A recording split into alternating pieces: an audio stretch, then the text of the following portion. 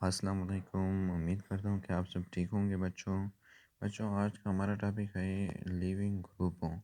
Leaving group basically हमारे पास होता क्या है, हमने पढ़ा है कि लिविंग ग्रुप कैसे कहते हैं। न्यूक्लियोफिल लिविंग ग्रुप और अटैकिंग ग्रुप दोनों न्यूक्लियोफाइल होता है। ये भी न्यूक्लियोफाइल होता है हमारे पास और ये वीक न्यूक्लियोफाइल होता है। अटैकिंग ग्रुप जो होता है वो स्ट्रांग न्यूक्लियोफाइल होता है, जो हम आगे जाकर पढ़ेंगे। It is called leaving group because it departs with an unshared pair of electron. इसे हम लिविंग ग्रुप कहते क्यों हैं? क्योंकि इसमें हमारे पास क्या होता है, इलेक्ट्रॉन की पेयर करता है, उसको डिपार्ट करता है, भेजता है किस चीज़ को, जो क्या हो जाता है, इलेक्ट्रॉन पेयर यहाँ पर टू बॉन्ड ब्रेक हो जाता है और ये पेयर कहाँ जाता है, इस लिविंग ग्रुप को चला जाता है और यहाँ पर क्या हो जाता है, रिलीज़ हो जाता है। ठीक है बच्चों, अब दो किस्म के लिविंग ग्रुप हैं हमारे पास, एक गुड लिविंग ग्रुप, दूसरा poor living group. Good leaving group हमारे पास कौन सा होता है, ये पुअर न्यूक्लियोफाइल होता है।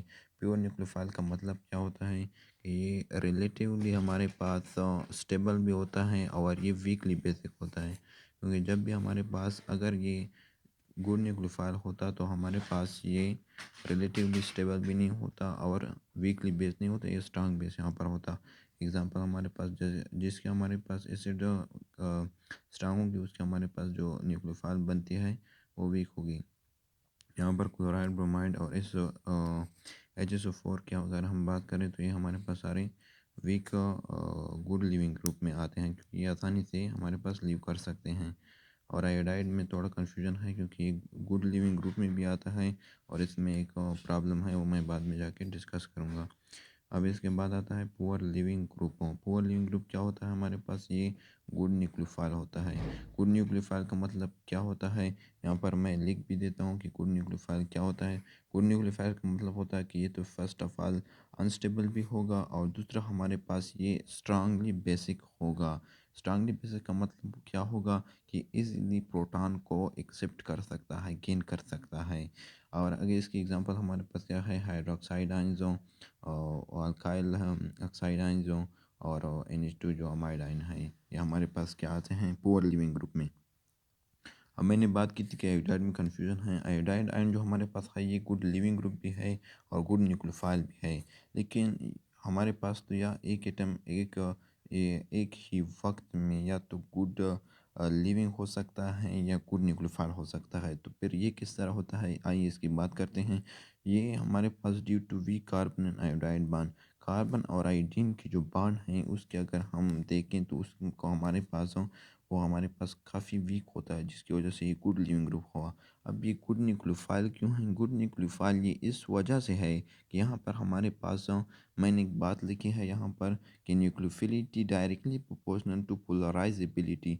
जब भी हमारे पास पोलराइजेशन इंक्रीज होगा, मुझे हमें पता है ना कि polarisability down the group increase होती है। अगर डाउन द ग्रुप हमारे पास पोलराइजेबिलिटी इंक्रीज होती है तो लाजमी बात है कि न्यूक्लियोफिलिटी भी इंक्रीज होगी ड्यू टू लार्ज साइज।